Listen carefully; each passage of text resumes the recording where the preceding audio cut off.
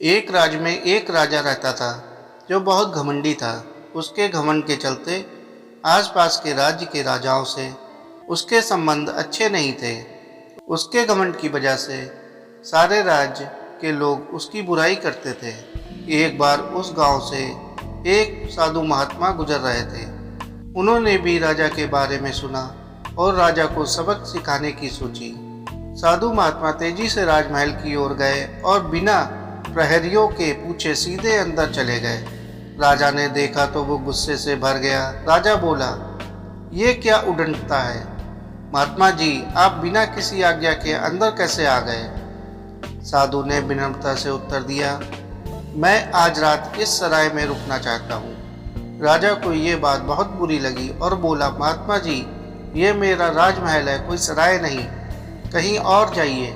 साधु ने कहा, हे राजा, तुमसे पहले ये राजमहल किसका था? राजा ने जवाब दिया, मेरे पिताजी का। साधु बोला, तुम्हारे पिताजी से पहले ये किसका था? राजा ने जवाब दिया, मेरे दादाजी का। साधु ने मुस्कुराकर कहा, हे राजा, जिस तरह लोग सराय में कुछ देर रहने के लिए आते हैं, वैसे ही ये तुम्हारा राजमहल भी है, जो कुछ समय के लिए ही तुम्हारे दादाजी का था, फिर कुछ समय के लिए तुम्हारे पिताजी का था, अब कुछ समय के लिए तुम्हारा है, कल किसी और का होगा। ये राजमहल जिस पर तुम इतना घमंड कर रहे हो, ये एक सराय ही है जहाँ एक व्यक्ति कुछ समय के लिए आता है और फिर चला जाता है। साधु की बातों से राजा इतना प्रभावित हुआ कि सारा राजपाट मान सम्मान छोड़कर साधु के चरणों में गिर पड़ा और महात्मा जी से क्षमा मांगी और फिर कभी घमंड न करने की शपथ ली।